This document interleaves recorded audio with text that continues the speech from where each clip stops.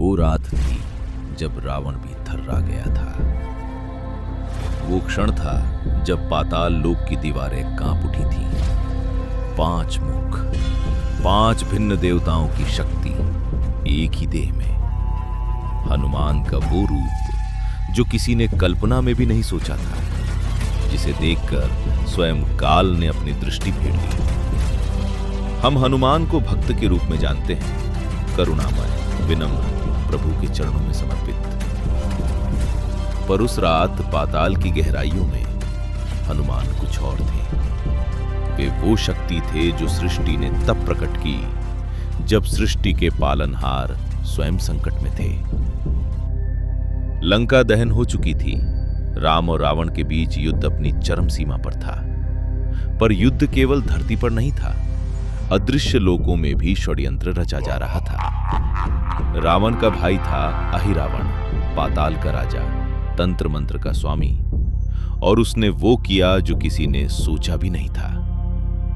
रात के गहन अंधेरे में जब सेना विश्राम कर रही थी, जब हनुमान क्षण भर के लिए चूके, अहिरावण ने प्रभु श्री राम और लक्ष्मण को माया जाल में बांधकर पाताल लोक खींच लिया, महादेवी महामाया को बलि देने के लिए।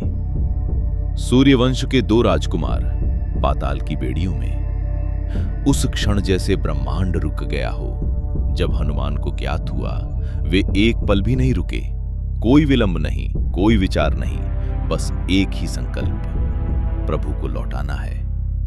वे पाताल द्वार पर पहुंचे, पर वहां द्वार पर जो खड़ा था उसे देखकर हनुमान ठहर गए।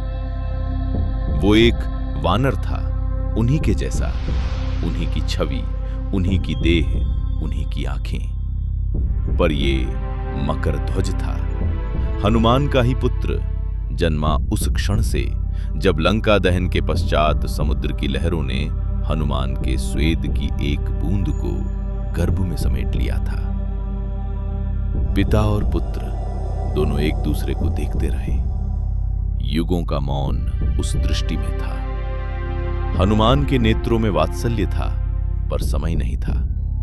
उन्होंने मकर ध्वज को परास्त किया, पर उसे बंदी नहीं बनाया। उसे उसी द्वार का रक्षक नियुक्त किया, क्योंकि हनुमान जानते थे पुत्र का धर्म पिता की सेवा है। और पाताल लोक में प्रवेश हुआ, वो लोक जहां प्रकाश जड़ी बूटियों की रहस्यमयी दीप्ति से आता था, जहां स्तंभों पर नागों के मणि टंगे थे, जहां हवा में गंधक और तंत्र की गंध थी। हनुमान आगे बढ़ते रहे, पर पाताल सरल नहीं था।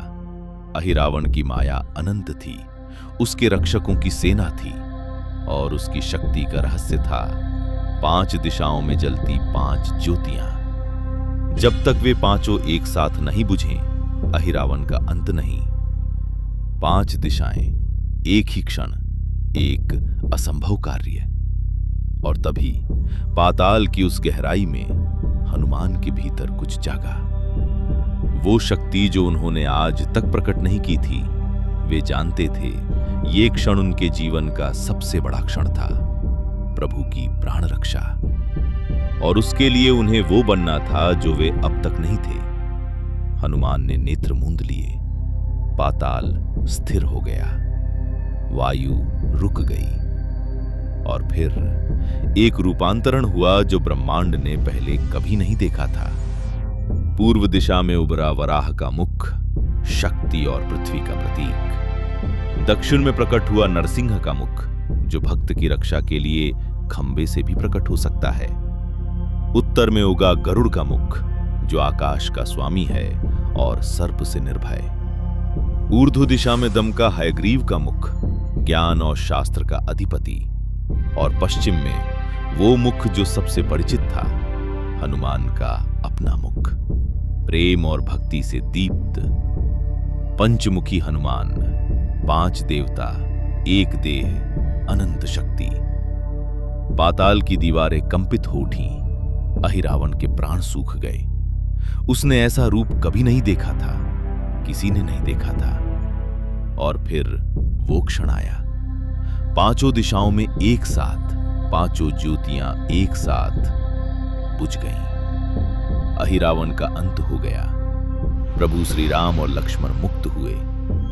पर उस रात पाताल से लौटते हुए हनुमान ने कुछ और भी जाना कि शक्ति केवल बाहुबल नहीं होती, कि सबसे बड़ी शक्ति वो होती है जो प्रेम से जन्म लेती है।